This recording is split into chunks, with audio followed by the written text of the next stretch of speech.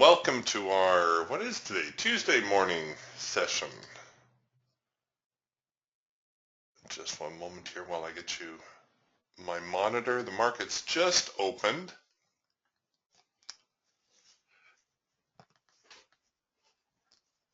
And they pretty much left off or took off from where they left off yesterday. Let's take a look here. This is the NASDAQ on the Falcon. You can see not a whole lot, a little bit of a mess, a jumbled mess through the overnight and the Asian session. The market not really committing to a whole lot. I wrote in my nightly update last night that I suspect we're going to see the NQ head lower today. There wasn't really a position trade available to us, but here we're getting a green bar sell signal on the NQ.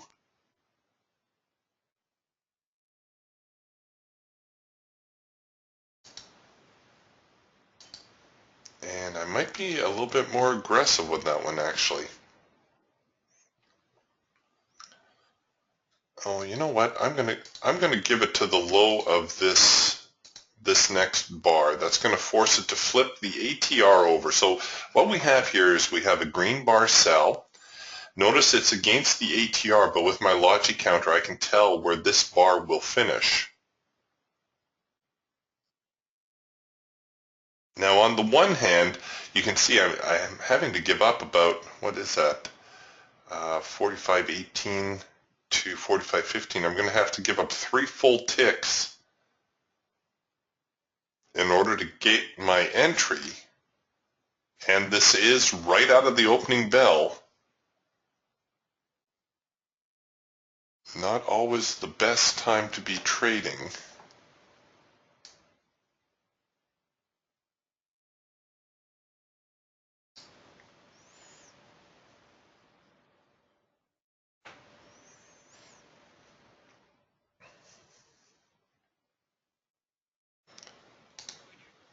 Let's remember to hit the submit order this time, Eric.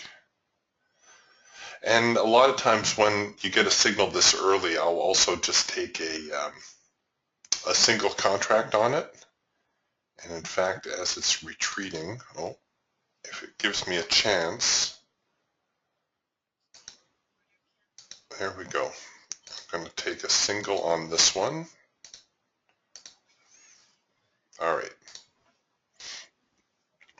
Working on a first micro-macro cross signal in our hawk. So everything is kind of coming into sync. Oop, that's now moved into yellow bars.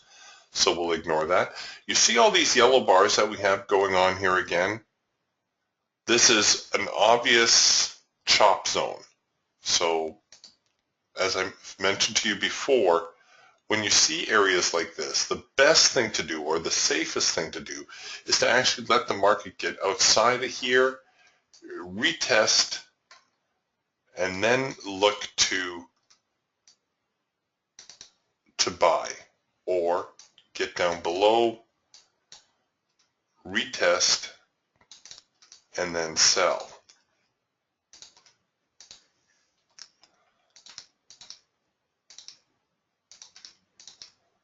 Now this is a green bar sell, and again, this is a little bit more aggressive, and I'm being a little bit more aggressive here because I have a bearish posture on this market. Oh, are they going to give me a chance to get in here? I'm going to take it below the low of this bar. Actually, you know what? I'll let this bar finish. I'll use my logic counter. I'll force that bar to finish. Oops. A little bit too late on that one. But we're at the top end of the trading range. We're making lower highs. I'm thinking that, this market is going to turn over.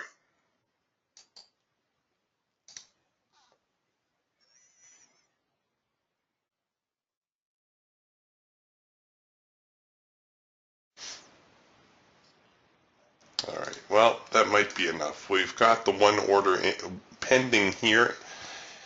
in our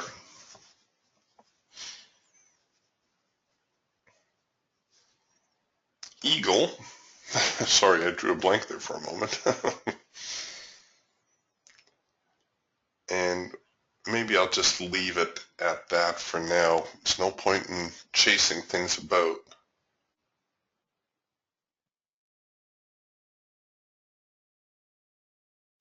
All right, so now the Raptor coming along with a sell signal, and here too we've got the opportunity for a second push to enter here. So this is a double pullback into the hard edge.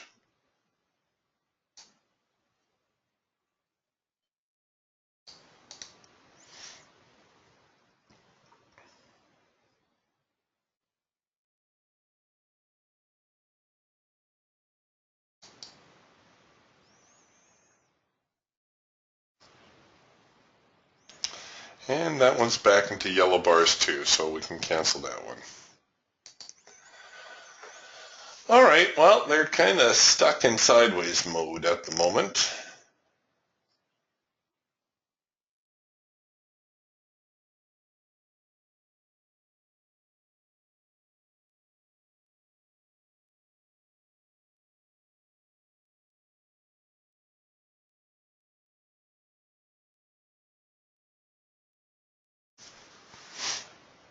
All right, let's cancel this order, see what's going on here with our eagle now. We're getting actually a rule of three type signal, and the rule of three tells us that there's going to be three breaks against the hard edge, but what always precedes a rule of three is this test of the extreme, right? We need to see this test of the extreme. That's why sometimes it only turns out to be a rule of two, or sometimes it will be a rule of four. But the important thing is that test of the extreme. And it looks like, oh, look at that. Wedging up nicely.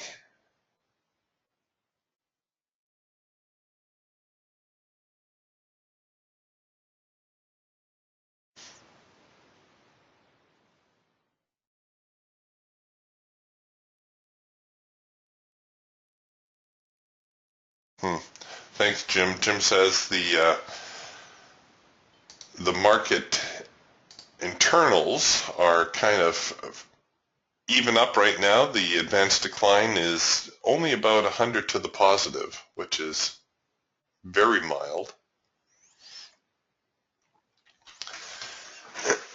And he says that the DAX, the banking index, and the Russell are all kind of firming up a little bit. So we'll see whether or not that causes the NQ to get some traction to the upside. Oh, look at this. We actually have a first micro-macro cross signal here on the upside now. So there's our warning dot.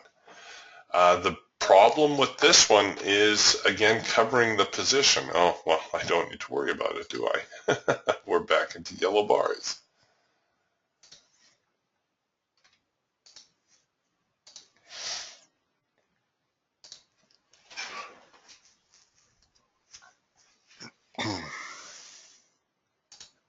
And we're back into a green bar sell.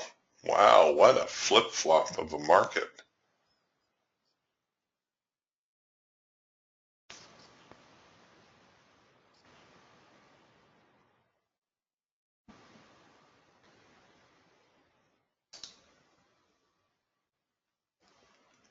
Okay, so once again, we have the green bar sell. I could enter right here, or I could choose to let that,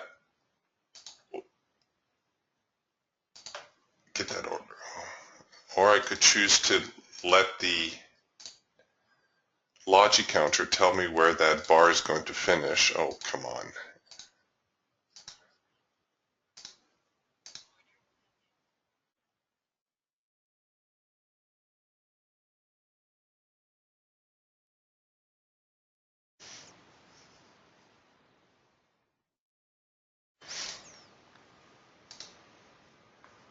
Oh, first macro cross and a trend change signal. So now we have our trend change signal in the Falcon. Here's the down.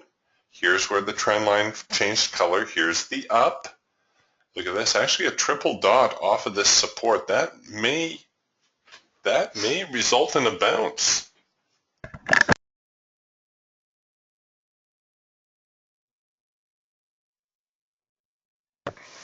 All right, so waiting on that signal to develop. Boy, lots of activity this morning. Now a macro pullback. Oh, and now back into yellow bars. All right. Well, we're chasing our tail about a little bit this morning, but so far so good. We haven't been brought into any bad trades. Look at how this market keeps trading green bar sells for red bar buys. Green bar sell, red bar buy. Green bar sell, red bar buy.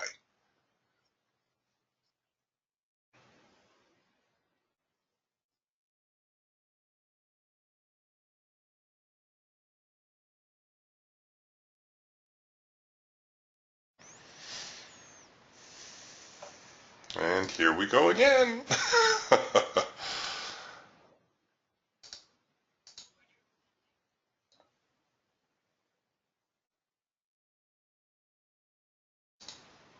Okay, now I actually just have my warning dot there, so let's set this up like so. I'm anticipating the triangle and hash mark to print on this bar if this market continues lower. Oh, and we have a first micro-macro cross signal here in the hawk.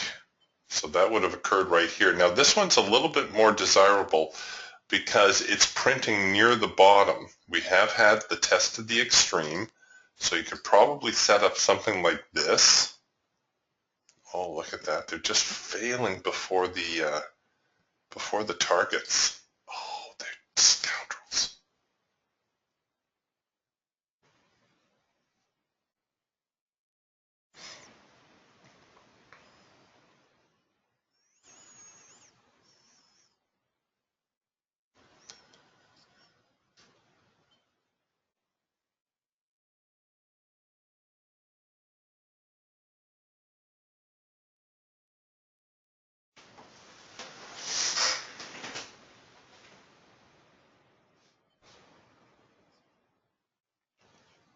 All right, here we go.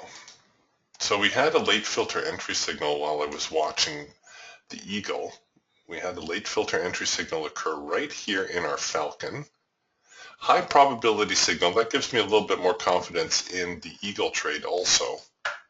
Now this is one where you can see, I wouldn't take 5 contracts on this. I would have to dial this down a little bit. But here's one where you can see there's no point in waiting to break the lows. Our signal is generating way up here. I have to give up half my profit objective before I would even get entry had I tried to enter below the lows. So I would have to rely on the probabilities of the late filter entry signal and try to get into the market that way. But I'm afraid I would not take 3 contracts on that. That might be a little bit rich for a market that is not committed.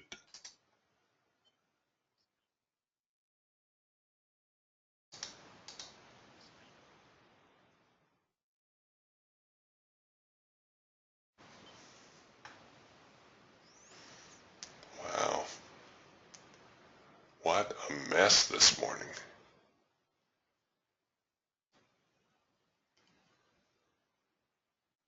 Jim says he thinks it's the bank index that's holding things up. It's looking a little bit strong, he says, but we'll see. We're almost to a position where we're going to trigger our break-even stops. If not, you see all these wicks on these bars here. These are good places to roll your stops. At the moment, I'm going to let the ATR manage my position.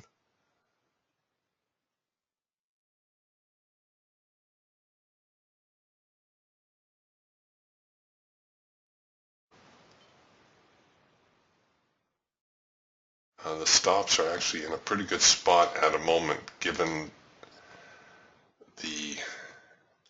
choppiness of the market today. Oh, and of course it's quarter to the hour.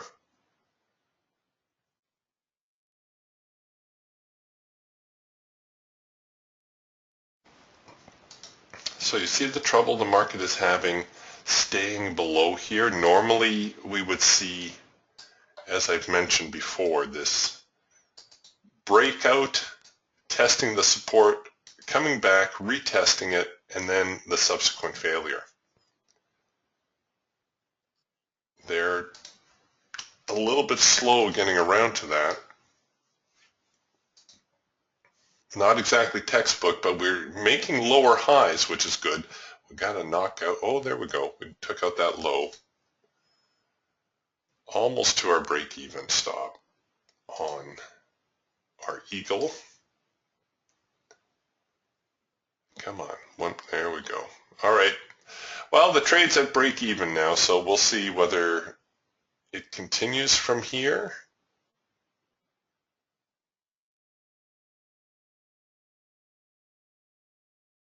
Come on, get down there. So the next obstacle is going to be this low right down there. All right. Oh, there we go. Like a hot knife through butter. Well, I know it was early, and a lot of times when the market's early like that, I'll just take a single contract, but this is a time where it would have been nice to have another position on, giving you a few more options as far as trade management is concerned.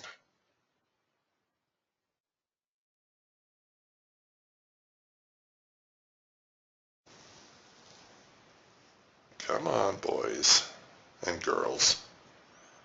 Don't be getting cute.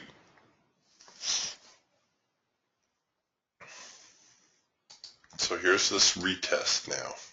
This is a little bit more textbook.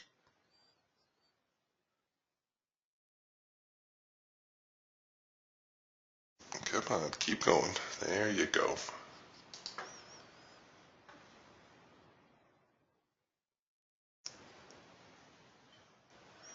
So our Falcon late filter entry signal worked out very nicely for us right here. Again, high probability signal, something that you can take with a great deal of confidence.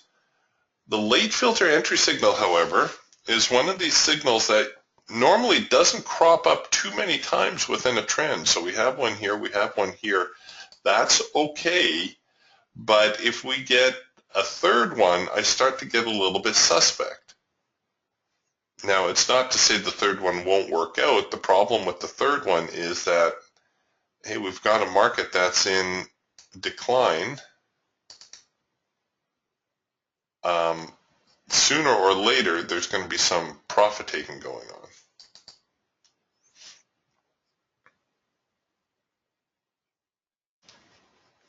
on. Okay, I think we just hit our profit target on the eagle. And just in time, we've overshot this trend line a little bit down here, only by a couple of ticks, but sometimes that will cause the market to reverse.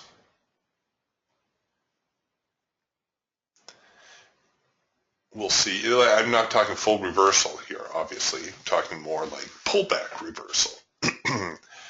Here's a little lesson for you on trend lines while we're waiting for things to develop. You know how when you're in an uptrend, you normally draw trend lines like this across the bottom and you say, oh, the market breached, and so now prices might head lower. Okay. Well, did you know that you can also draw trend lines across the top? And the useful thing about doing that is you can start to see when the market starts to shallow out. So here you saw that the market was actually starting to fail before the breach. See this right here? By watching the other side of the trend line, you knew that this market was in a position to fail before the breach even came. So look at this, we get a trend change signal or a variation of the trend change signal. It's an early trend change signal. we actually had an opportunity to short there. I'm not saying I would have necessarily taken it, but you kind of knew that, hey, this market might be setting up to head lower before it even breached the trend line. Now what we have going on currently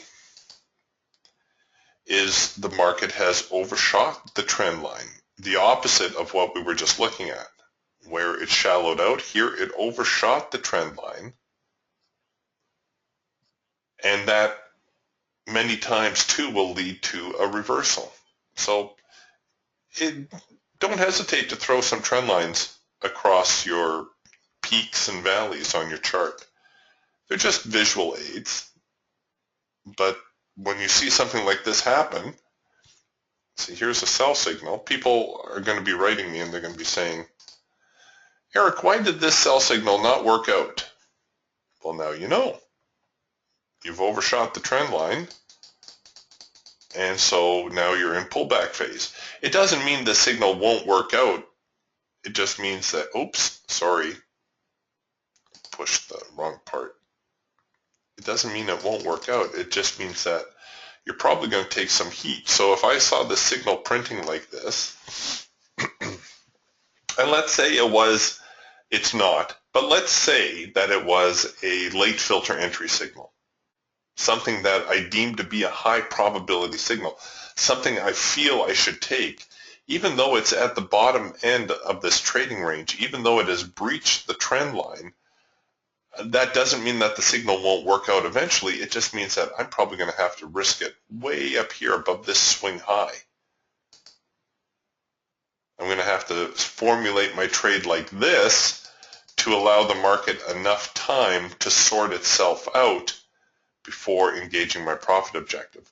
Now, the alternative, of course, is just to recognize that the market is on the bottom end here, let it retrace, let it give you another signal, which it will, and then enter on that one. See, so now you know. Now you know why this signal was not as strong as this signal here. So here's our late filter entry signal. High probability signal. Second one within the trend. Okay, that's acceptable. I can deal with that. Boom. Hits the target, starts to reverse.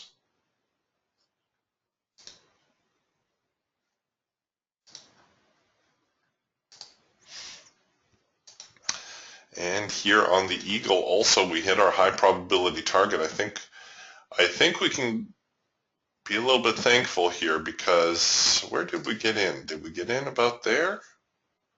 The ATR was in sync already, which was good. So it was a full-on in-sync signal. I believe we entered somewhere around here, give or take. And here too, you can see we found our high probability target. And all of a sudden the market starts to reverse.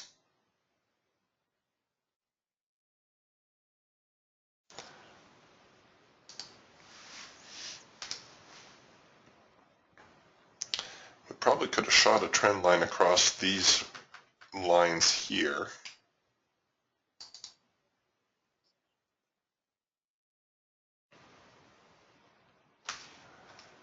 If you're never really sure which lines you should use, which peaks and which valleys you should use, go with the more obvious one, and then you can always pull it down and make a slight adjustment.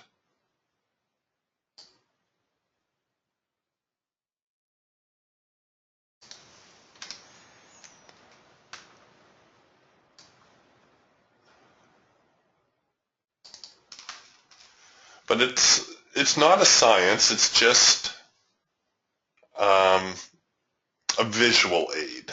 That's all it is. Believe me when I say there are a lot of traders watching trend lines. A lot of traders. There's a lot of traders right now dumping limit orders right here on this trend line. They are selling it like crazy. And if we had the market dome up here, I bet you could see there's just, let me see if I can get an active dome.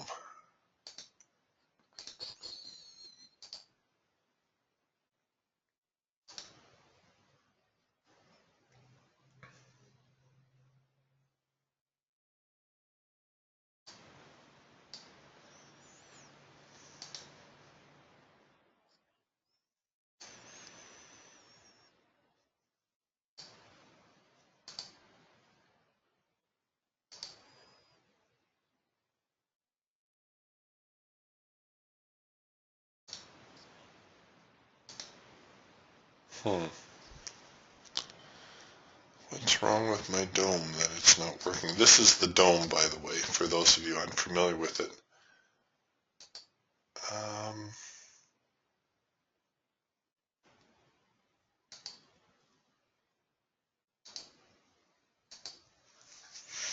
Why is my dome not printing? What it normally does is it shows you the current market price. It shows you the buy and sell orders above and below the market. I must be doing something wrong here. Day orders, ATM strategy, none. Yeah, it's the right market. It's the right account. I'll have to look at that later, find out why that's not printing correctly. But sometimes it's kind of fun to watch. You get to see where all those orders are sitting. Not that it necessarily helps your trading any.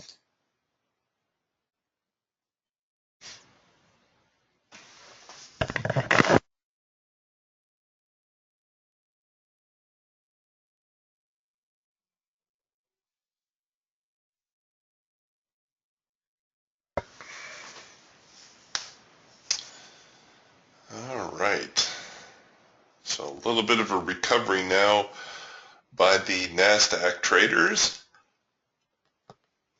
Wow, advanced decline is getting stronger, Jim says. We're about 200 to the good right now.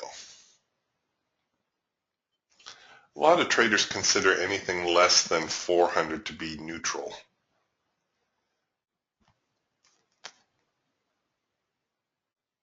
In case you guys are wondering what the heck Jim is talking about, we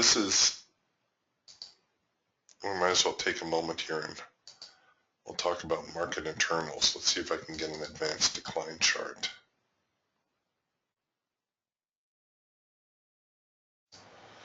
Okay, so advanced decline on Ninja is ADD, little accent ADD. And you probably don't want a daily one. You probably want like a, I don't know, 15-minute advanced decline.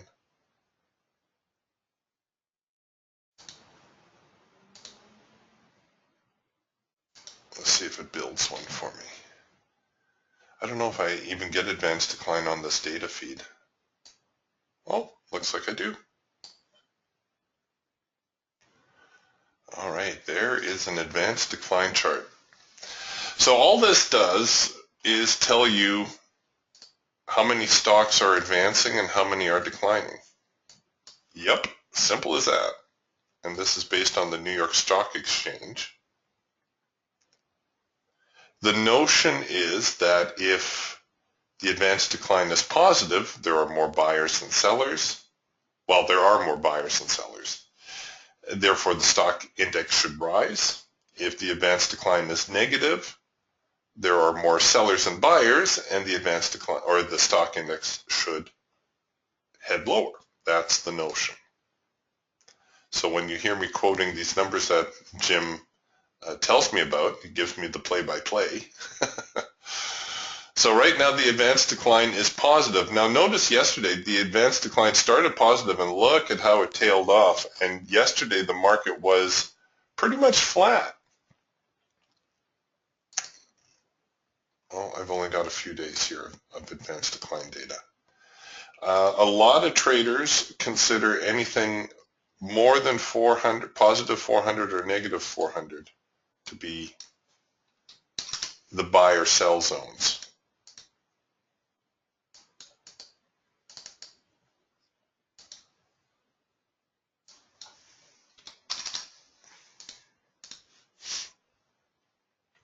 So once the advanced decline is above 400, they're bullish. If it's below 400, they're bearish. So long as it's in between, as it was all day on the 24th, they don't do anything with it. That's just how some people deal with it. Now, if you take that type of point of view, a lot of times you're left with days where you're not doing a lot of trading. Like right now, you would not be trading if you're using that 400 rule. And of course, not everybody does it that way. But there's advanced decline. And I think I just missed another move while I was going over that. Oh yeah, darn it. Had a bounce here off of the Raptor. Nice sell signal there. I think we had a subsequent signal on the Falcon. That's the one I was watching.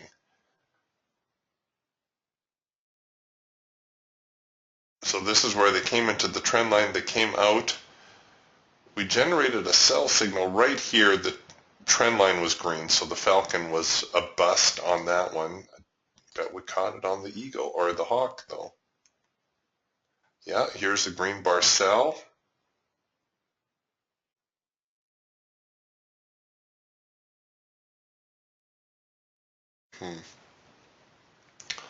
Okay. Well, that's all right. It is a trade demo room as well as a trade education room.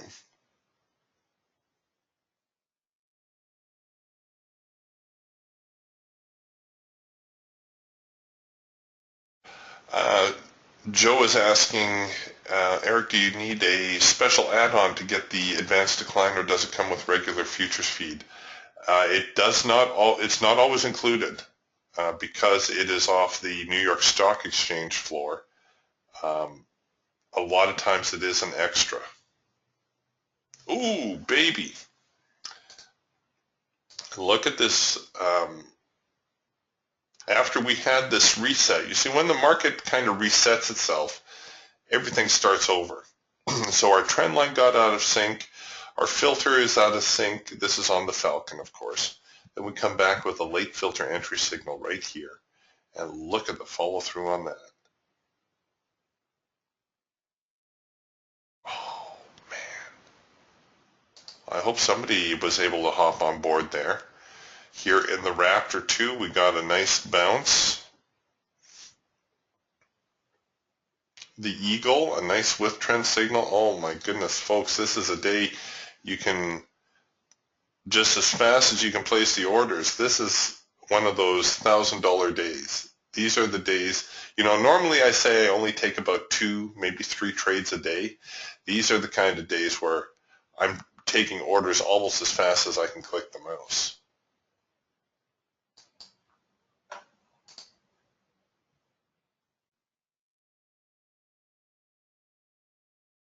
Yeah, like Mark says, that's why we have 3 birds to take advantage of changing market conditions, and that's exactly right.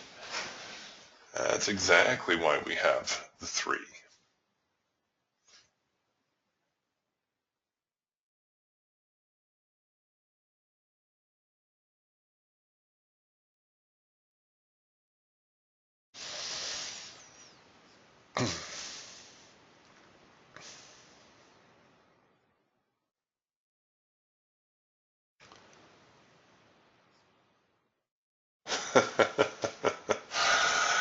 Yeah, Joe says some days you wish you had 3 pairs of hands. Yeah.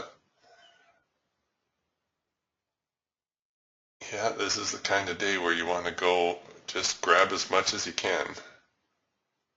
Oh, the stock markets are falling apart across the board. The NQ, the YM, I've also got a little E-mini chart up. That one's in a tailspin.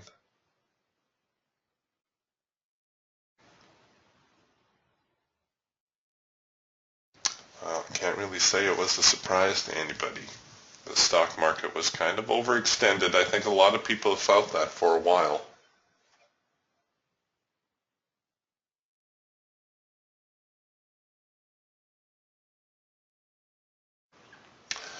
The problem I'm facing now is, well, I've missed the best signals, right? So here was our macro pullback signal.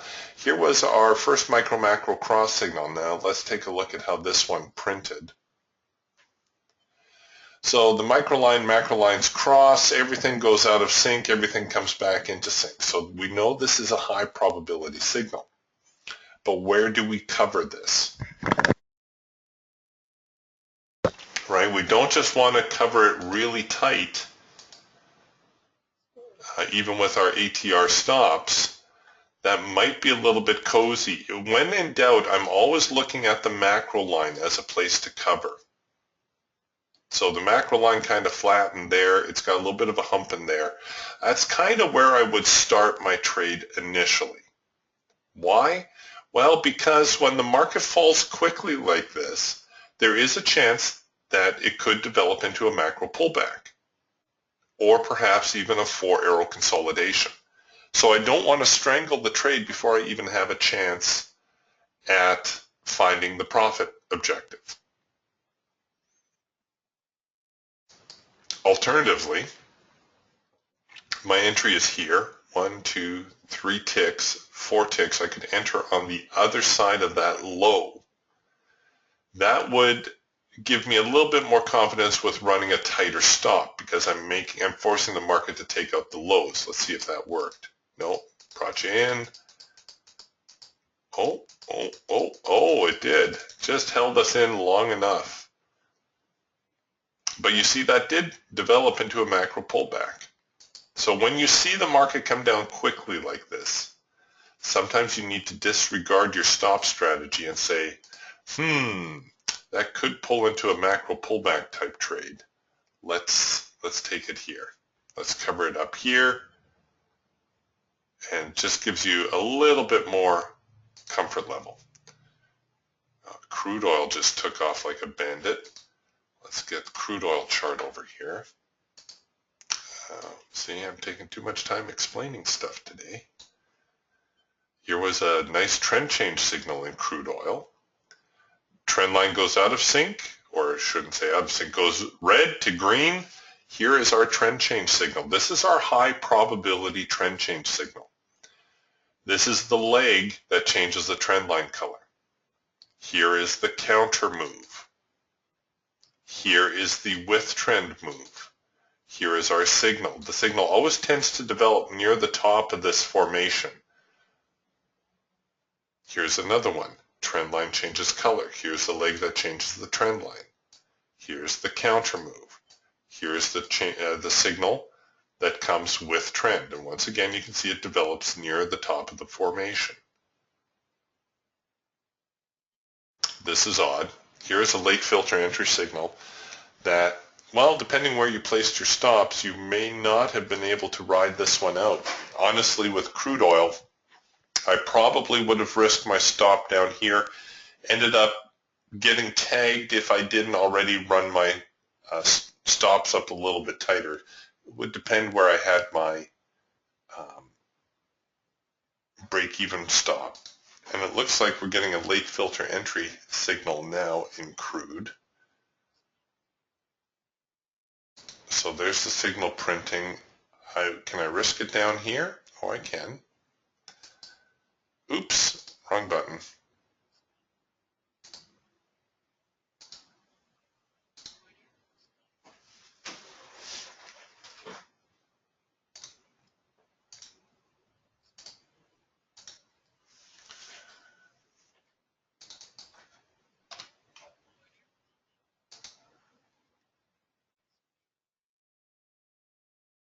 Okay, so get on up there now, crude.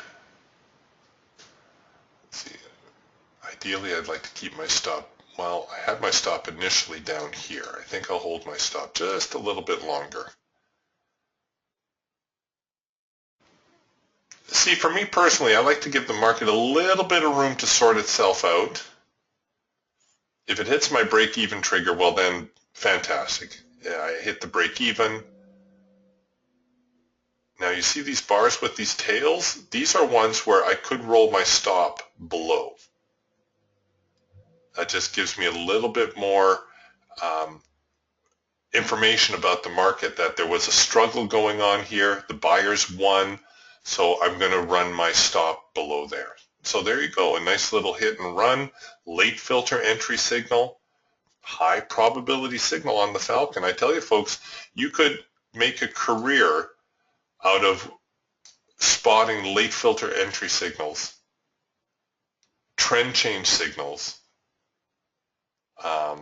first micro macro cross signals, macro pullback signals. You don't need to be going after every single signal. And this is something that confuses folks when they first look at DTS. I had somebody write me about the Raptor, and if you're, I'm sorry, I forget the gentleman's name. If you're in the room, I apologize. I haven't had a chance to answer your question correctly, but he's asking, well, why don't all these Raptor signals work out? Well, it's because not all signals have the same degree of success. Now, in a market like today where the prices are just falling off the map, go ahead, sell every arrow. It's probably going to work.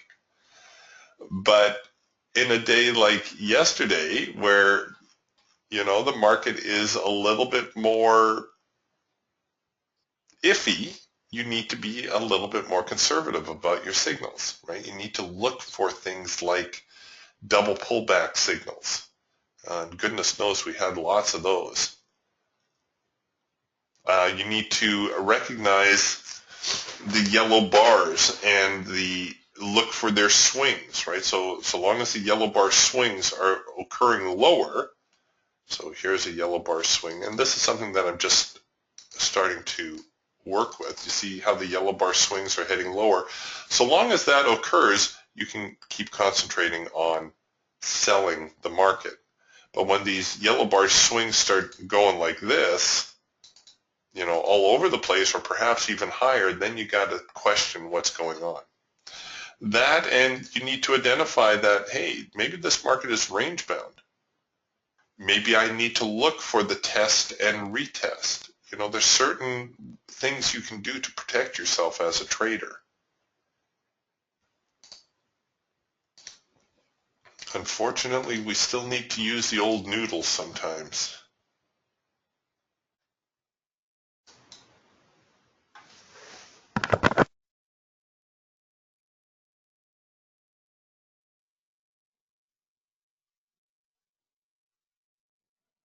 Wow, nothing slowing down today.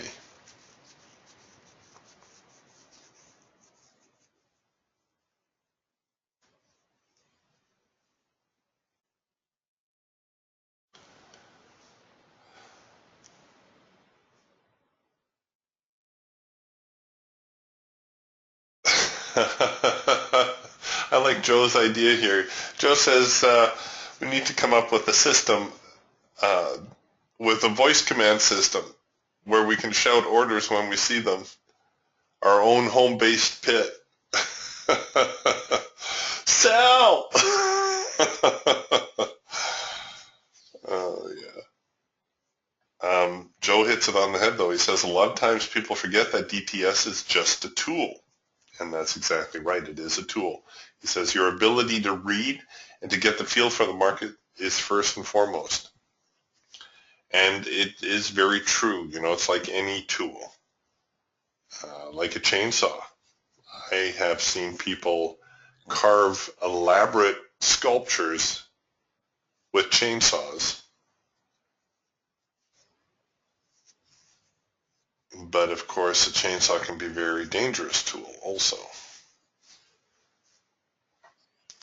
Or maybe a violin is a better example.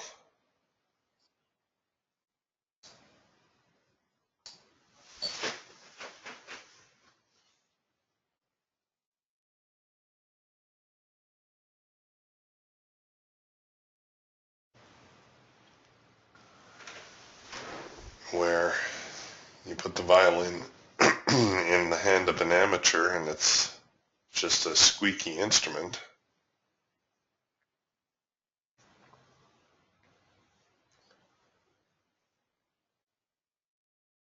And yet in the hands of a concert violinist, you can make beautiful music. Just watching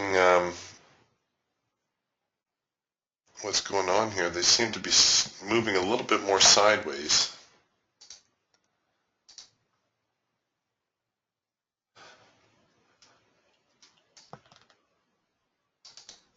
Sometimes if you connect the dots, you can get an impression, or I call it connecting the dots, when you connect the lows in a downtrend or the highs in an uptrend,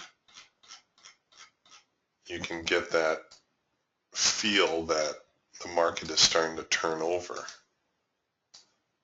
right? So by connecting the highs in an uptrend, we get that kind of scenario. I suppose the sideways market, we could have just as easily connected the lows. It gives us the same sort of information here.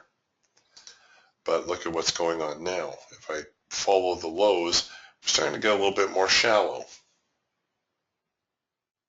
Starting to shallow out, go a little bit sideways.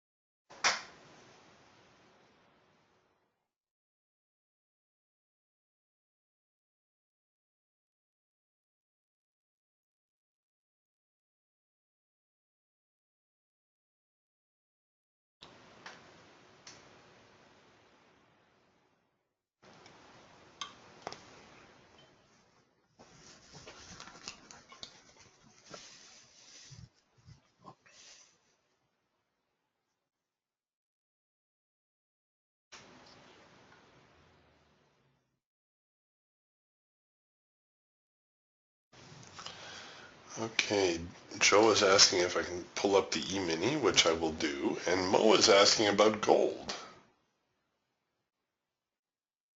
Mo is asking, Eric, was there any news on gold that caused a sudden spike up in price? Good question, Mo. Hold on a second. I'll pull up a gold contract.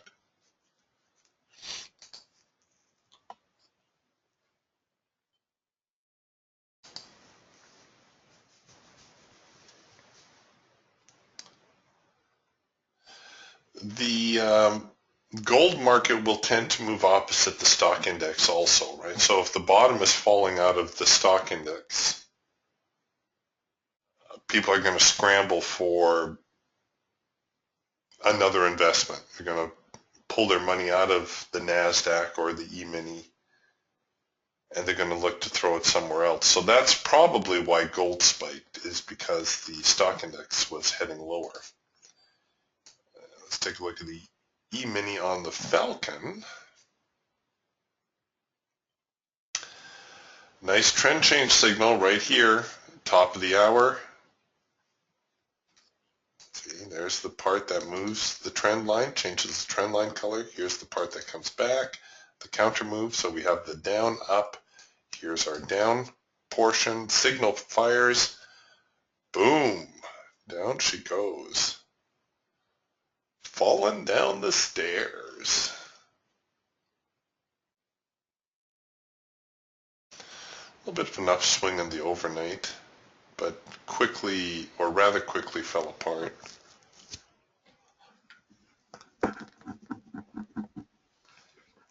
You would have had comparable signals on the Hawk and Falcon also. Let me bring those over. So here's the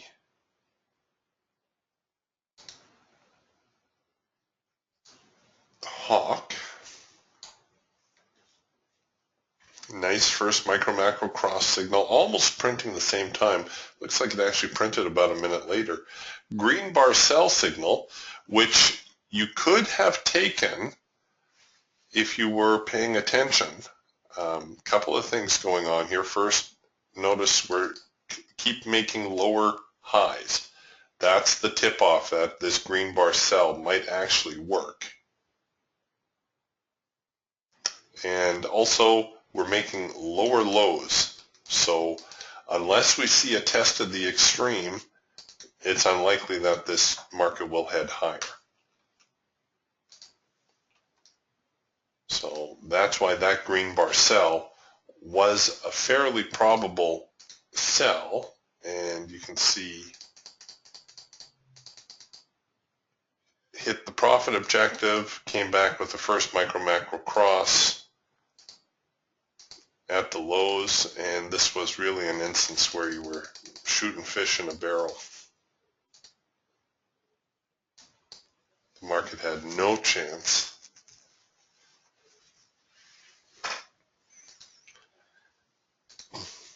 And on the Eagle, I suspect we had a similar signal. Yeah, right there. Green bar sell off of a hard edge bounce.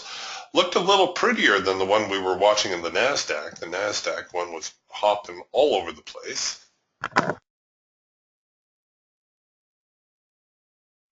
Actually, the E-mini signaled shortly after the market opened on this green bar sell. We would have sold somewhere around here, covered above the high, and thank goodness the market never looked back. But at the very least, you would have found your high probability profit target. If you had a runner in this one, you would have just been stopped on your runner also.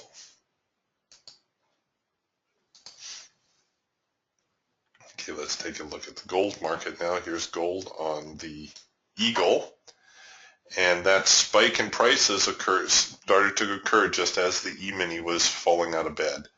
So we get the red bar buy, essentially the exact opposite of what we were just looking at. If you turn this chart upside down, held it up to a mirror, turned it upside down, you would have the E-mini chart.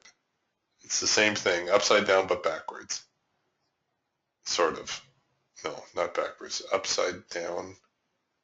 Inverse and upside down. Okay, doesn't matter. I'm not going to confuse myself. Red bar buy off the hard edge bounce. In the E-mini, we were looking at the green bar sell. Pokes through. Gold actually never retreated quite as much as the E-mini did. Came back with a with trend signal and just shot up like a rocket. Nice trade there. So let's see if we had taken that with trend signal. Easily found the profit target.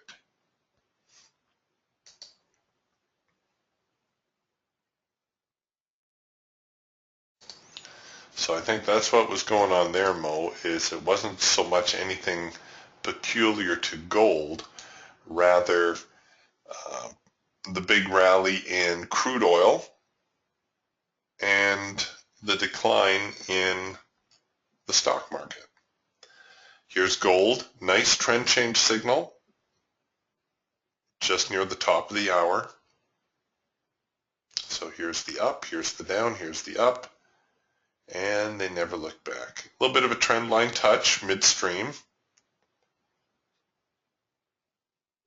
Oh wow, gold really took off there, didn't it? This all exploded. I'm just looking here at the timestamp. That all exploded in the matter of a few seconds. So there must have been some report that just hit the floor. You're right.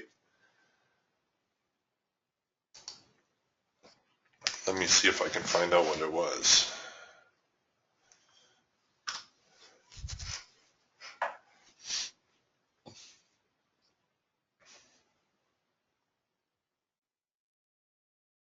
Oh, consumer confidence maybe.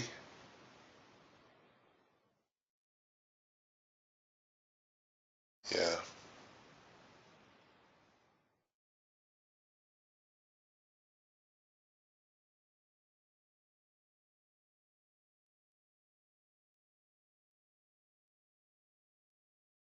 Yeah, it was probably the consumer confidence report. Why that would cause gold to spike in a heartbeat is beyond me.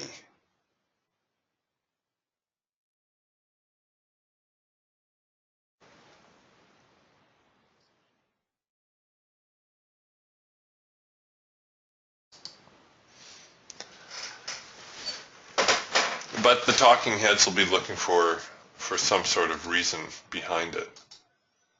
Good news is we did get the signal printing before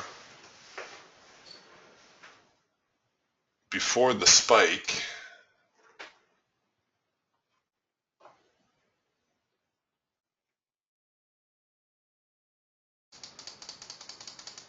You would have had to been quick to get your order in, though. It looks like you only had a couple minutes to get that order in before gold took off. And when it moves that fast, it's really hard to say where you would have got filled.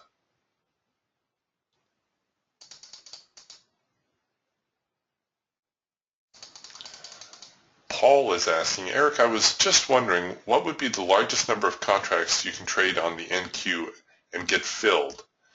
I heard on crude oil, more than 3 to 5 contracts you would not get filled. Crude is not very liquid. That surprises me because crude oil is normally a very liquid market. Let me just get some volume numbers for crude.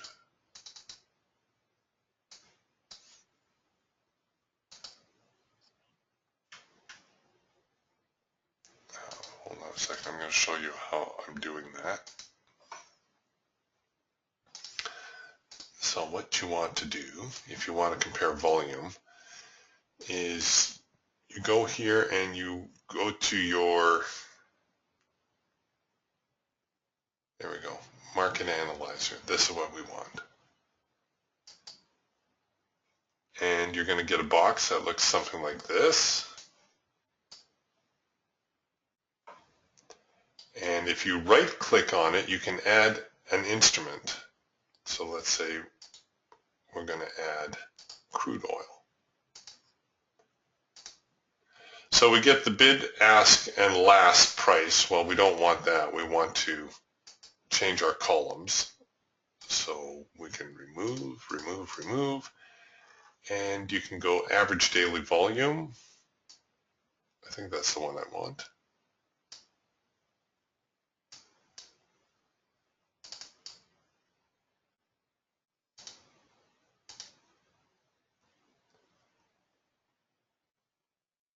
No, maybe not. Maybe it's not the average daily. Maybe it's a different number. It's been a little while since I played with this, so bear with me. Oh, daily volume. This is the one.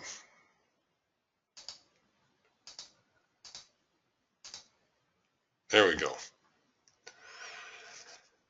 So far crude has traded 144,000 contracts and counting. With that kind of volume, you should have no trouble getting filled on 50 contracts, never mind 3 to 5. I've never seen crude oil exhibit any kind of difficulty filling a large number of orders. Now, I've never had the luxury of throwing a 50 order contract at crude oil, but really with that kind of volume, it should not be an issue. You should not experience any slippage due to the size of your order. Now, regarding the NASDAQ, the maximum size on the NQ, you know, this should be all our problems.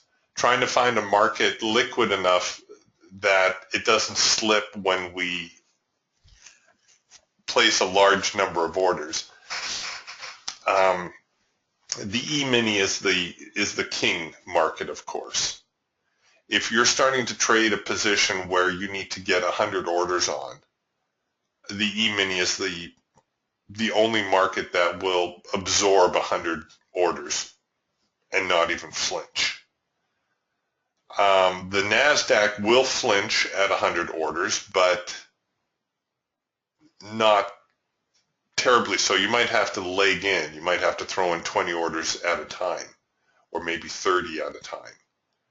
The NQ can easily absorb 20 or 30 orders without adverse slippage. Although if you watch the time and sales, you're going to see, And let me get a time and sales here. If you watch the time and sales on the NQ, you're going to see a lot of onesie-twosie kind of stuff. But every once in a while, you'll see a big block order come through for like 15 or 20, and the market won't flinch. It won't even put a ripple. See, there was a block of 10. See, nothing happened. Right now, see, there's another block of 10.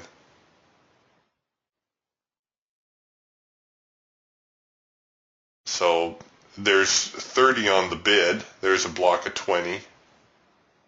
See, nothing really happened. There's another block of 13. Somebody is superstitious there.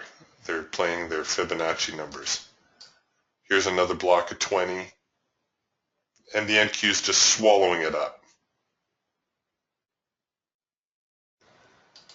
Let's put crude oil on here. This is what I should have done instead of the daily volume. It might surprise you to see all these onesie-twosie orders come through on crude oil. You wouldn't think a market like crude oil, people are trading one lots.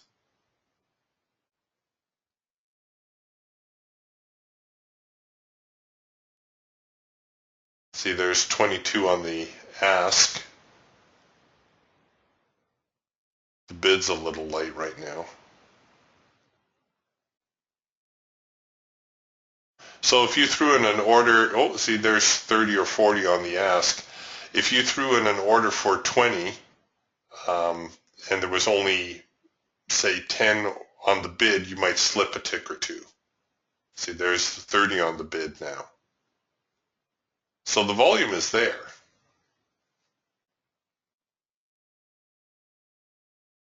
You will get filled. It's just if the bid or the ask is a little light when you place a large order, you might slip a tick or two. But hey, that's crude oil anyways. I'm surprised we haven't seen any blocks come through here yet. We should see some blocks come through crude here in a moment. I'm just looking at my crude chart. Oh, they're kind of moving sideways, that's why. They're a little non-committal at the moment. But where crude oil just put in that big rally, and of course I can't back up. Oh, see, there's a block of 10. You can bet that there were block orders flashing through here like crazy.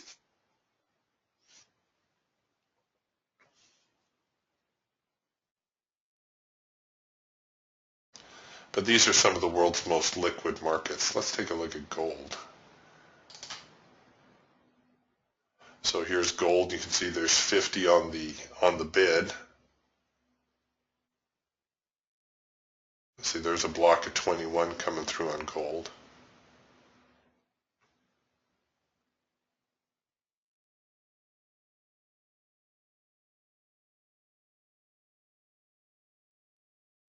Huh.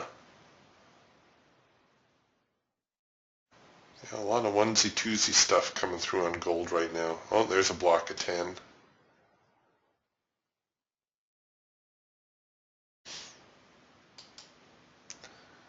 Let's look at the E-mini. See, look at the bid and ask on the E-mini. Almost 1,000 on the ask and 500-600 on the bid.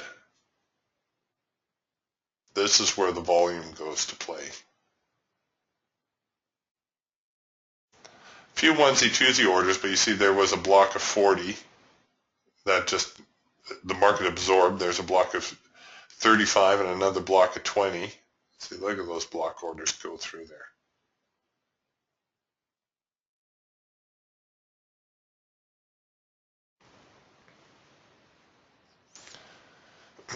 These little onesie-twosie orders, these are the lawyers and doctors playing the market in between clients. See, blocks of 50. The market just absorbs it like it was nothing. No hesitation whatsoever. Let's try the YM while we're snooping around a bit. Okay, the bid ask a little bit tighter. A little bit smaller.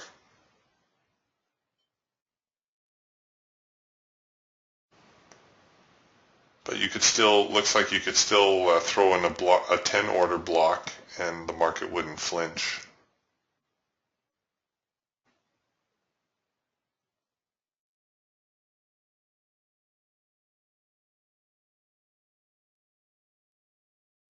All right, enough of that.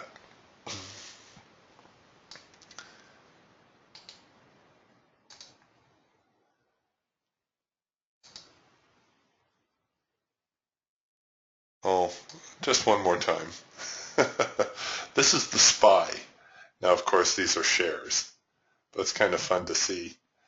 Where these are all hundreds, of course, these would be the shares of the equivalent of like one contract or two contracts on the E-mini. But look at the volume that goes through this place. Unbelievable. You can get mesmerized watching those things. But yeah, Paul, I'm surprised. You shouldn't, except for normal slippage, well, normal. Crude oil does tend to slip because it moves so fast. You shouldn't have a problem getting an order of even 10 contracts filled on crude.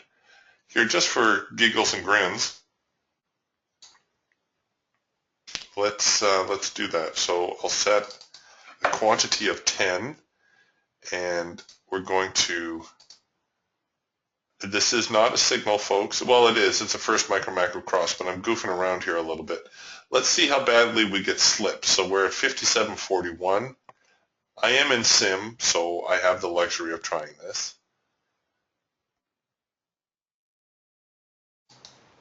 Okay, let's make that a little tighter so we get filled. 57.43. So they only slipped us a tick, 57.42. Oh, sorry, we're going in with 10 contracts. Quantity risk manual. There we go. Okay. 57.38. 57.37. So they took our 10 contracts, slipped us a tick in order to get the fill, which is kind of what you would expect from crude.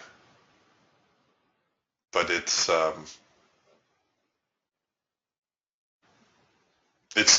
will absorb the order. You'll always get a fill. It just depends how much slippage you're going to incur.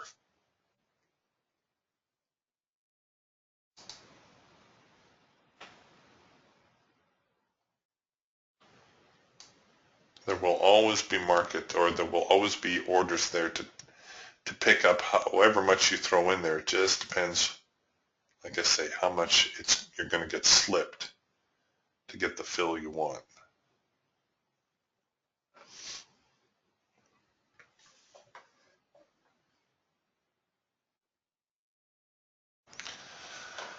All right, looks like everybody's been doing some serious backtracking here. Wow. Green bar sell, which never produced a signal, promptly failed, came back with a first micro-macro cross, and who would have thunk we would see a rally like that after this morning's decline? Wow. What a wild ride today.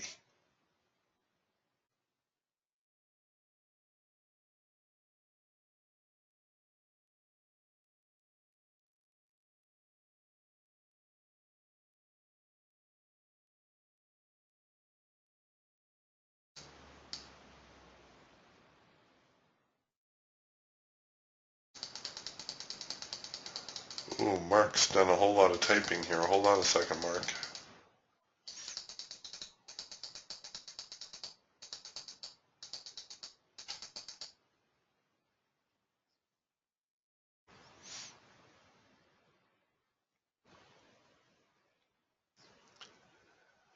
Okay, Mark asks, Eric, while you were talking about the market analyzer, why could it be that I don't get any movement in the YM, the CL, the QM, the ZS, the DAX, but I do on the E-mini, the NQ, and the 6E using continuum data from NinjaTrader.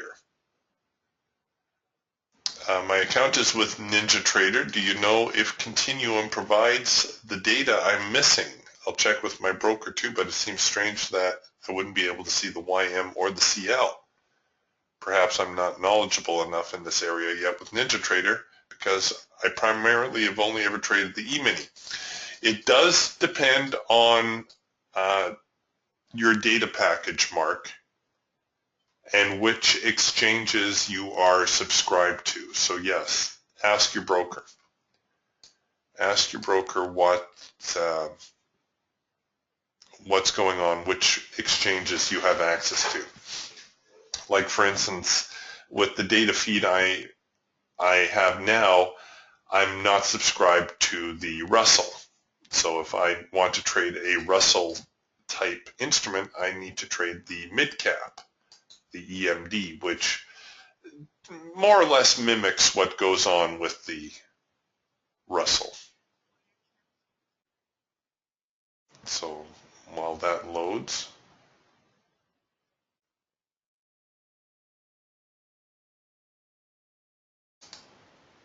oh, okay, well here's my charts got unlinked. So here's the mid cap now.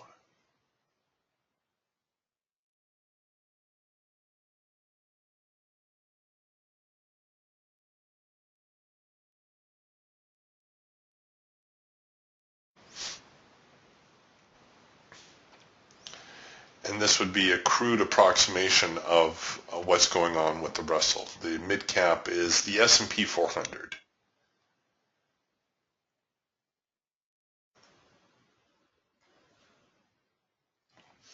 I like to think that, you just settle on a market that you like,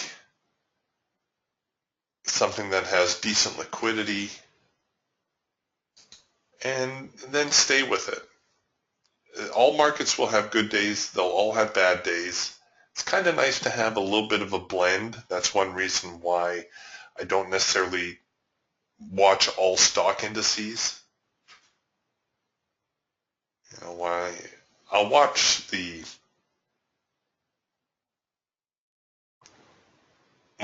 that's why I take requests in the room too. I'll watch pretty much anything that you guys need me to watch, but usually, for my own personal preference, it's the NASDAQ.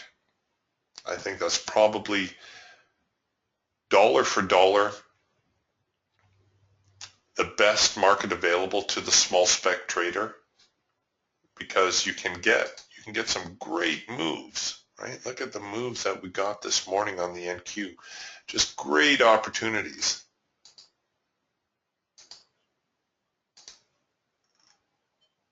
But there will be days where you're going to get this kind of nonsense too, and you're going to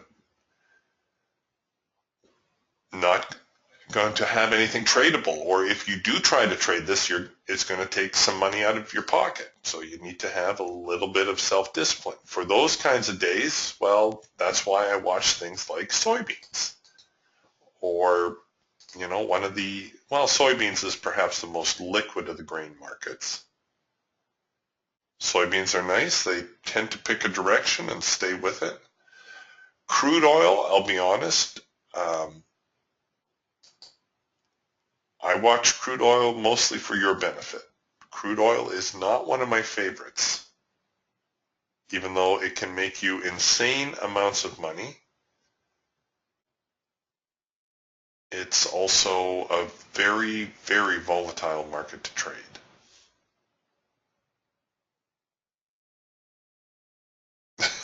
Yeah, Joe says crude is bipolar. Yeah, you got that right.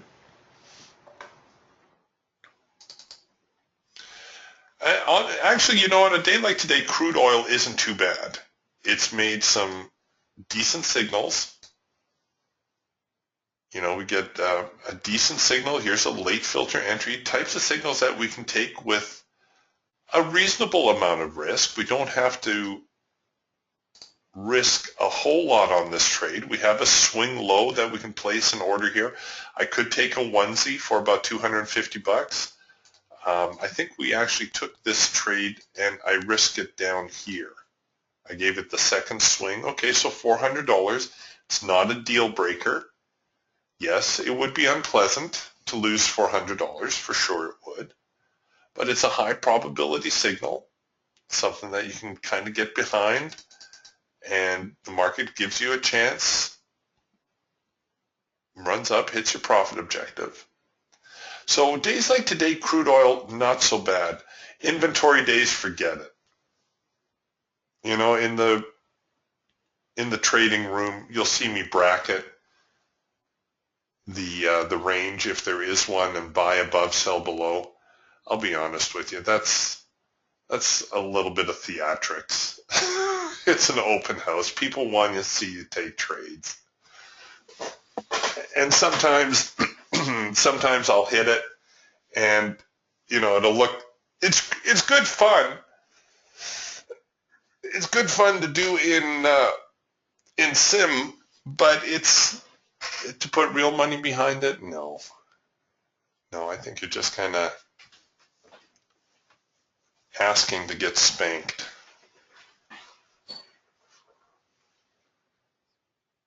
The best baseball players are not the ones that hit home runs all the time. Yes, the baseball players that get all the fanfare and all the glory are the ones that hit home runs all the time. They're the rock stars. But the guys that win ball games, they're the guys that you can count on for a single or a double or a sacrifice fly or whatever it's going to take to get the job done.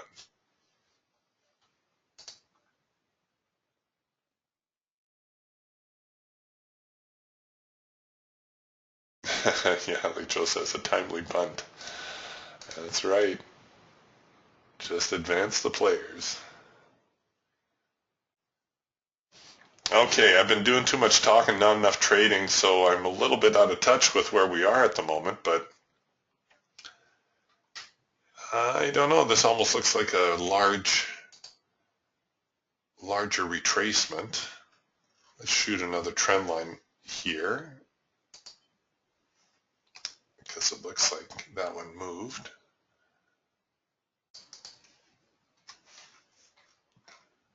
Oh, well, I wouldn't be surprised to see it fade here to the trend line. That should put it up somewhere around 45.10, it looks like. Chances are we have seen the move of the day. I don't think we're going to see a full-on retracement here. I believe we'll see another move lower. I don't think we'll see something quite as aggressive to the downside as this has been. It's obvious the buyers have dug in here at 44.70.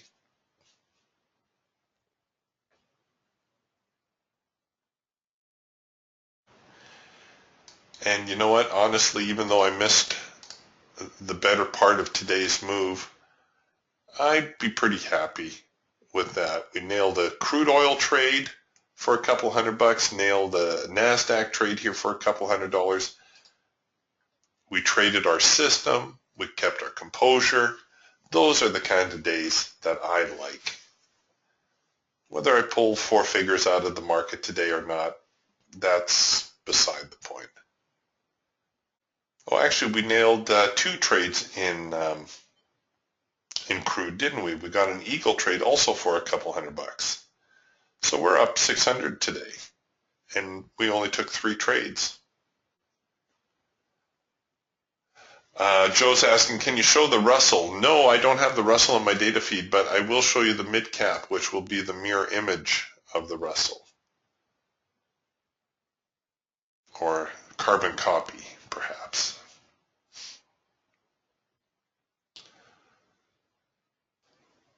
Yeah, now that the Russell is, or since the Russell's been on the ICE exchange, you've got to subscribe to ICE in order to get the Russell data. And I've got enough going on with the NQ and the E-mini and the Dow that I don't need to follow the Russell, but I know it's a very popular market. And your Russell chart's going to look very similar to this. We got a first micro macro cross here at the top of the hour at 7 o'clock, 10 o'clock Eastern.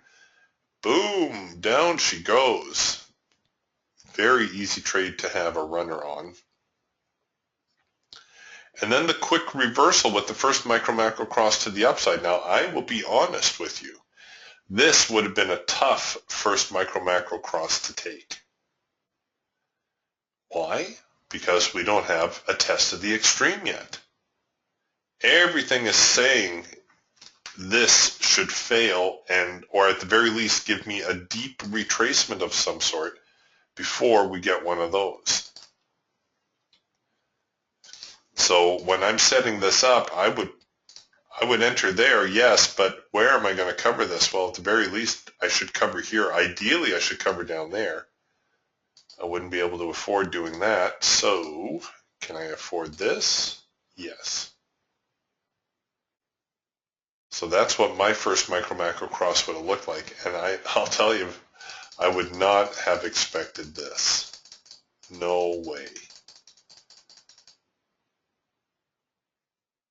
Look at that full reversal right back to exceeding this morning's open. Or is it right back at the open? Yeah, it's right back at the open. So the opening high right here, and the mid cap making a full reversal from this morning's decline. Wow. I don't know what else to say. Wow. You don't see that every day. Here's the Falcon. Early trend change signal here on the Falcon.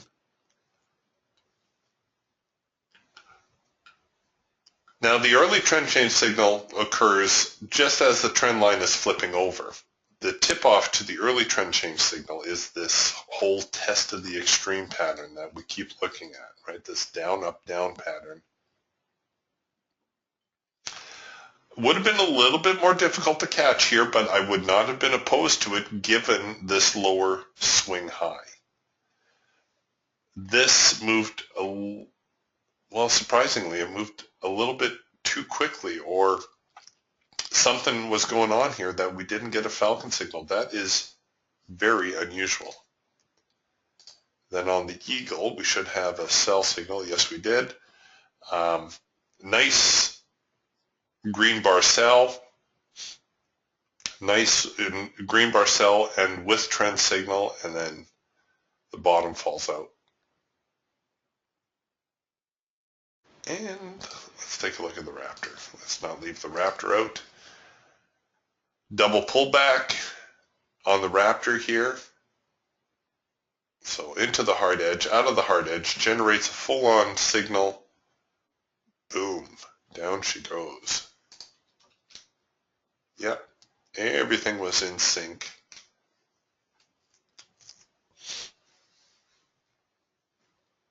Generated the signal early, you would have had to cover your trade a little bit deeper.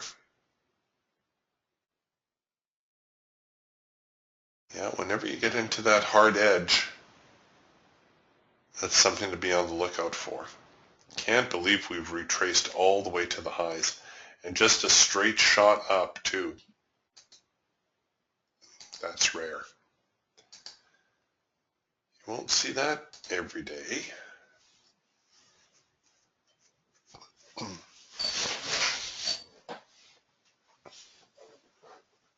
Yeah, what a day, Joe. Joe says, what a day. What a roller coaster of a day. I'm not sure anybody knows what to do with this now. The NQ is the only one that hasn't retraced to this morning's highs.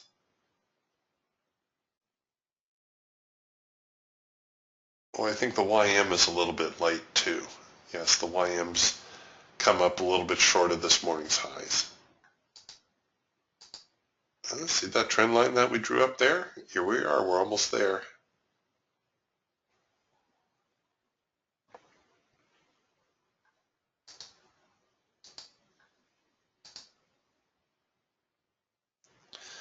The talking heads will be having loads of fun with this, trying to figure out how to spin the news, because first the market tanks and everybody would be saying, oh, it's the consumer confidence report.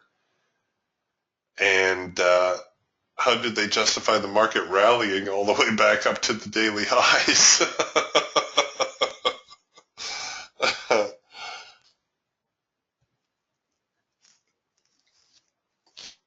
I have friends who come to me with this fundamental type information. They'll say, "Oh, well, I heard such and such in the news." Yeah, good. You want a hint? They made the news fit what was going on in the market.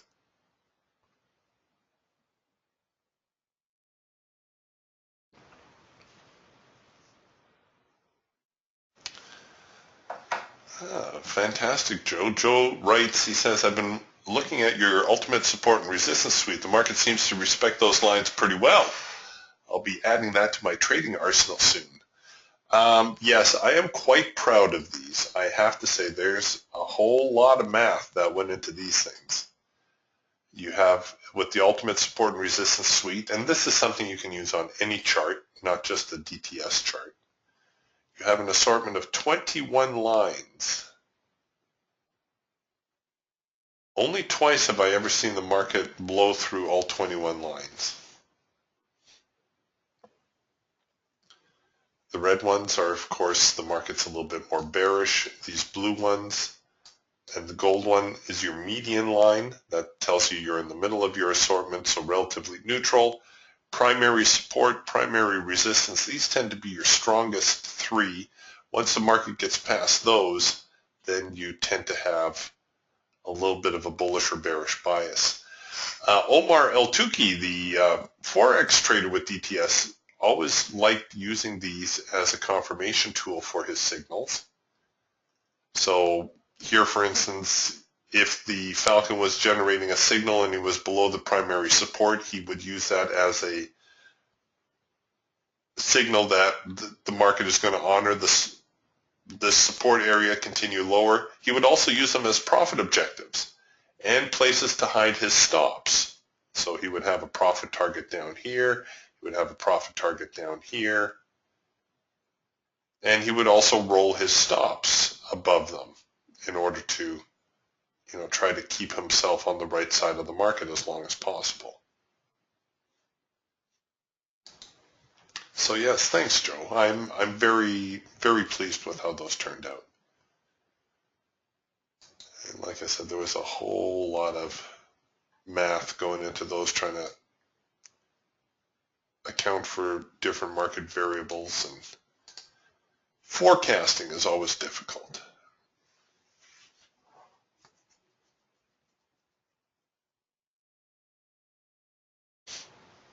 Oh, terrific. Yeah, Joe says he primarily trades the Forex. Yeah, I think you'll be very pleased with them.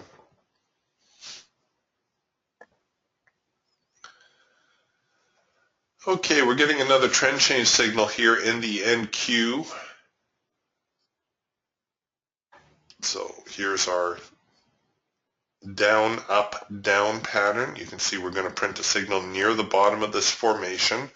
Honestly, the market has moved a lot today, but we are in the room here, so I can show you how this is going to work out. The nice thing about this trade is I would probably cover it above the high. I'd suspend my stop for the moment. Cover it above the swing high. Why the swing high? Well, that's the spot that I definitely know I'm wrong. And there's a couple of ways you can enter this order too. You can enter it just on the hash mark. You can wait for a second push on the entry. So this bar is turning green now. That's good. I can get a second push. Or I can use the logic counter and I can enter below the low of this current bar also, just to kind of give me that little added confidence that the market is actually moving in my direction. Of course, every tick that I give up for my entry is one tick extra I'm making the market work in order to find my profit target.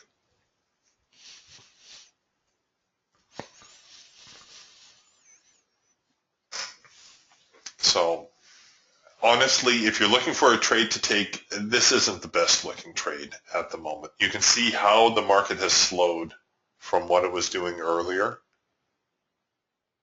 I honestly don't expect too much out of this right now.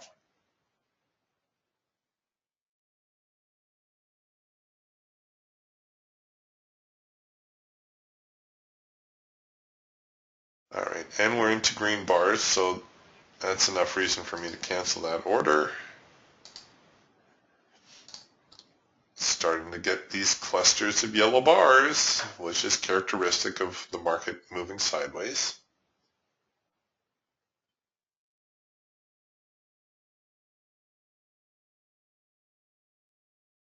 Okay, so everything has gone out of sync. We'll see if it comes back into sync and gives us a first micro-macro cross.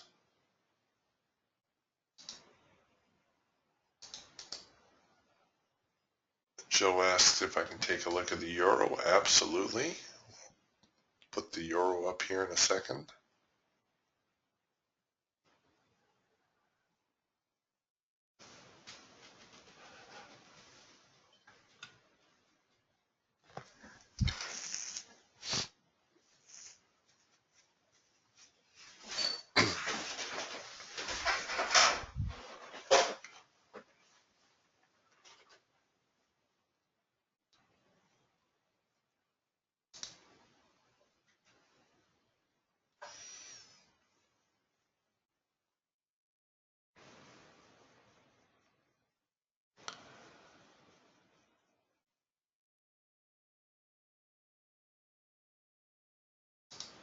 All right, here's the euro on the hawk. A little bit of a roller coaster. Let's take a look at the overnight, because of course that's when the euro is going to be most active. So here's the London Open, a little bit of a mess. A situation where you could have identified the range, let it break out. Very nice retest. I tell you, the Europeans are really decent at honoring support and resistance areas.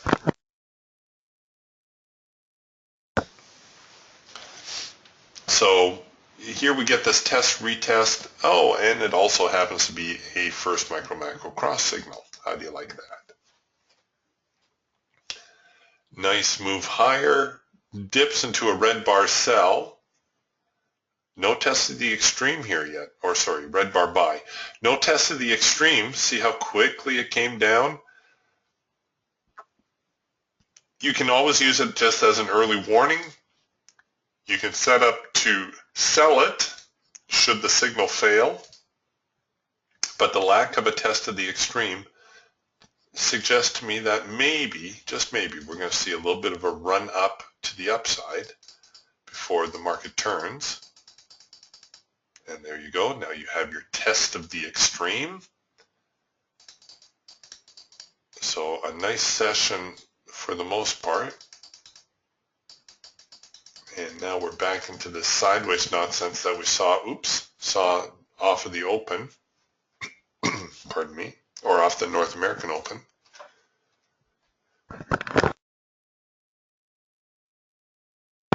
Sorry, I need a drink of water here. I'm fighting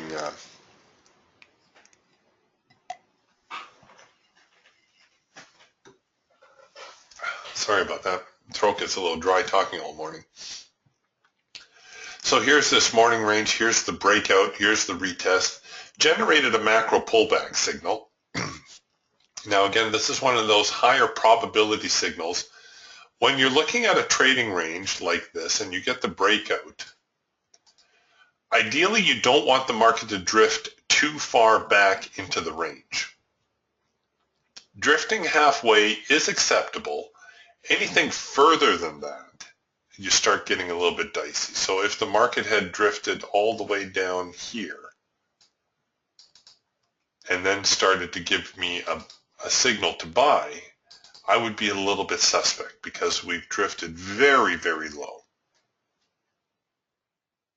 Going about halfway, that's about as much as I would expect the market to fall on a retest. So here's the macro pullback.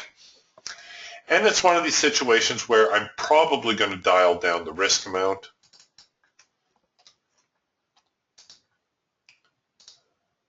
And try to run my stop a little bit deeper and just try to get a little bit of a hit and run before we run into these highs.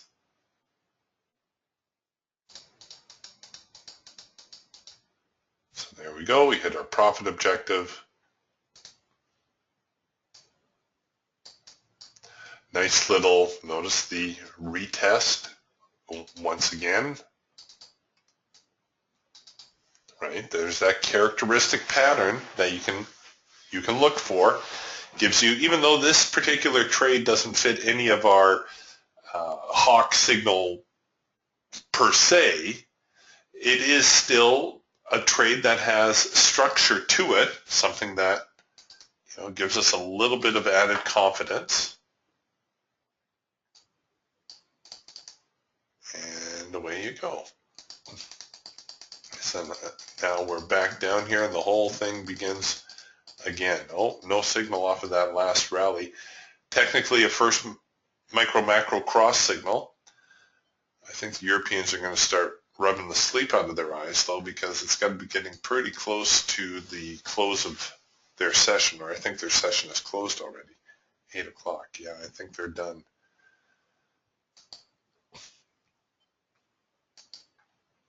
We'll just take a look at the eagle here on the euro. Some very nice trades here. Red bar buys off of the hard edge with trend signal right here. Another red bar buy.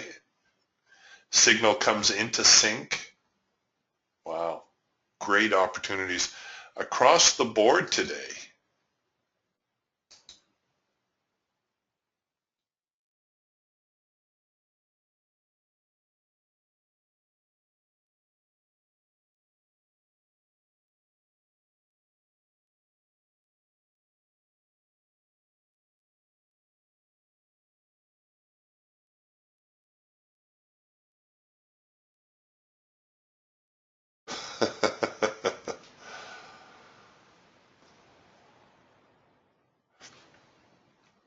Joe says he was traded the euro pound.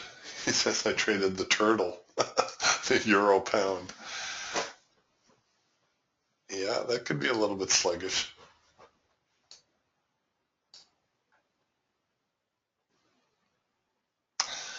All right, you guys, I think we're going to button things up. If you are trading this afternoon,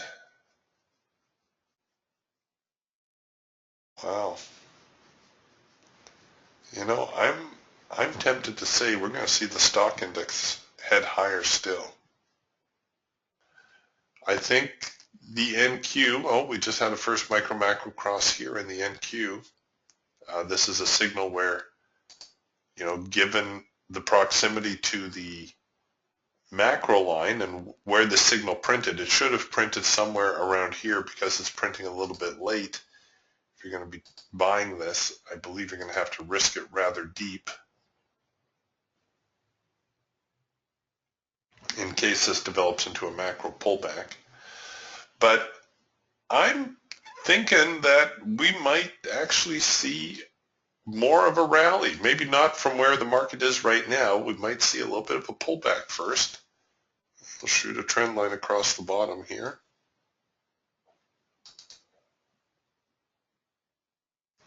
Back to 45.10. That was a significant number going the other way.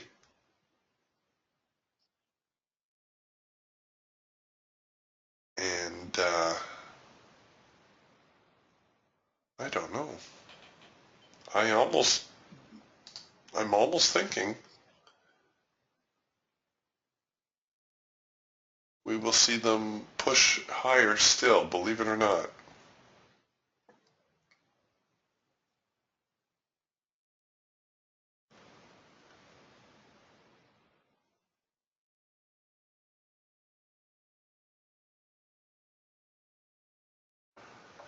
Mark is asking about, he says, besides the live trading room, is there info I can study regarding the red bar buy, green bar sell patterns? Are there videos? I don't see it in the DTS manual. No, the red bar buy, green bar sell, those are signals that we became aware of after the manuals were printed. I should actually update those.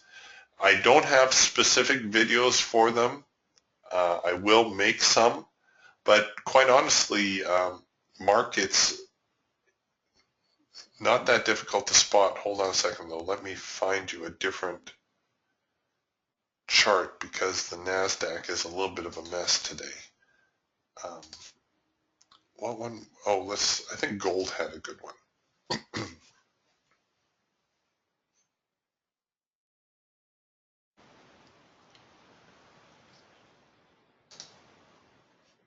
Okay.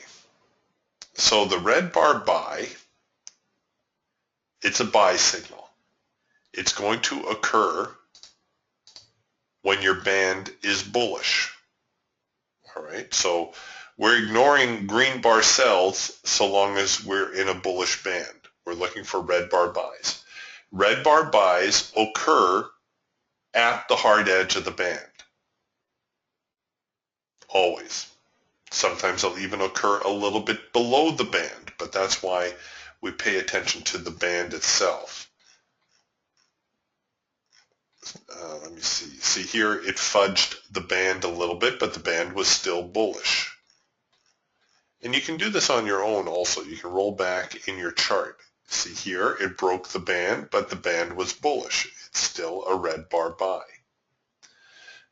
Here's a good example too. It really fades the band, comes back with a red bars and a buy signal. You see the green dot, the green triangle and hash mark? That's what makes it a red bar buy. High probability signal on the eagle. Always occurs when it encounters the hard edge.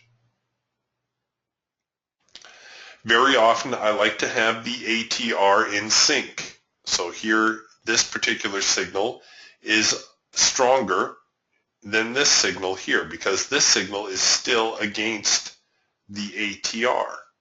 This one, as it prints, is already in sync with the ATR. This one is pretty much as good as money in the bank.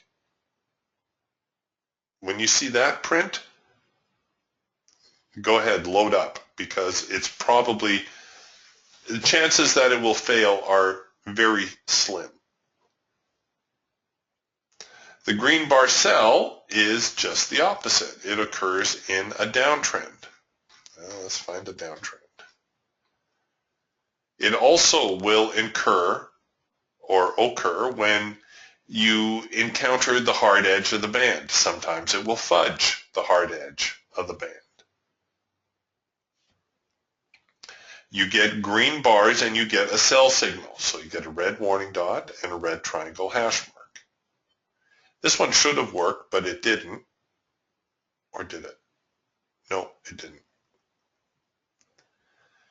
Because this one, was kind of coming in sync with the ATR, but it failed. It probably failed because we made a new high. See, we broke this little swing high here. That's sometimes a tip-off that the market's going to start heading the other way. But regardless, it's still a high probability signal, even though occasionally you will get a stinker. Let's see if I can find you another one. We're in a downtrend. Okay, here's a green bar. We got the warning dots, but the rest of the trade parameters never came into sync, so we didn't actually get the full signal. Remember, the full signal prints when we get the triangle and the hash mark. And now we are back into an uptrend. So we're looking for red bar buys. So here's a red bar buy that printed. The market is floundering a little bit, but it's a high probability signal. Like most signals, you're only going to get 2, maybe 3 within a trend.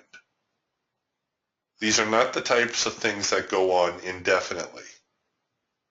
So you need to be a little bit suspect when you keep printing red bar buy, red bar buy, red bar buy, red bar buy. You're going to start, or you should start to get a little bit suspect that this market cannot be printing red bar buys indefinitely, or conversely, green bar sells. There's going to be a point somewhere along here where there's going to be a rather large or larger retracement. Yes, Mark, they're pullbacks to the hard edge of the Eagle Band, and that's where we're going to look for that signal to develop. So your homework assignment for today is to take your Eagle chart, and it doesn't matter whatever market, and follow your hard edge and see if you can spot the green bar sell. Oh, green bar, sell signal. Green bar, sell signal. Green bar, sell signal, right? Bearish band. A little bit messy, to be sure, and we were trying to deal with that mess this morning by being a little bit delayed on our entry.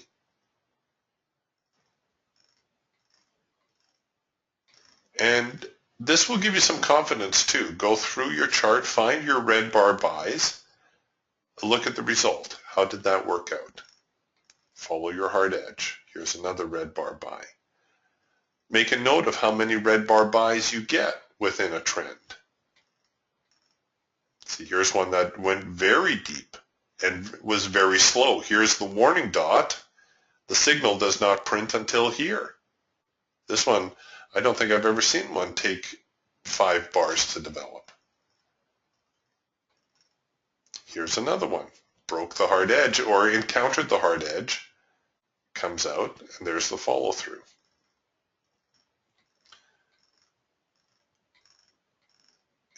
And we got to scroll back a little bit to find a market that's been, or the NASDAQ's been in decline. And look at this mess. Look at our band, back and forth, back and forth, back and forth. Is it any wonder that red bar buys, green bar sells are not working out? Hopefully you would recognize this for what it is and avoid it. Another red bar buy, red bar buy, red bar buy.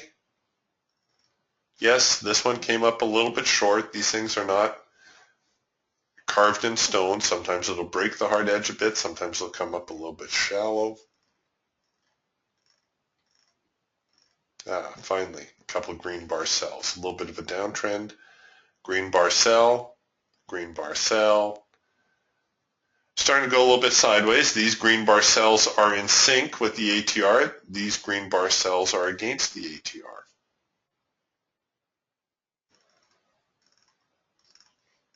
Another green bar sell.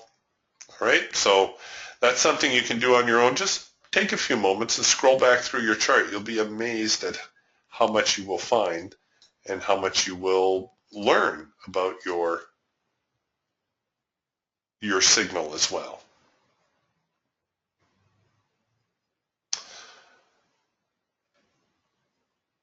Okay, you guys, tomorrow is the public trading room, so we're going to be meeting at the other venue.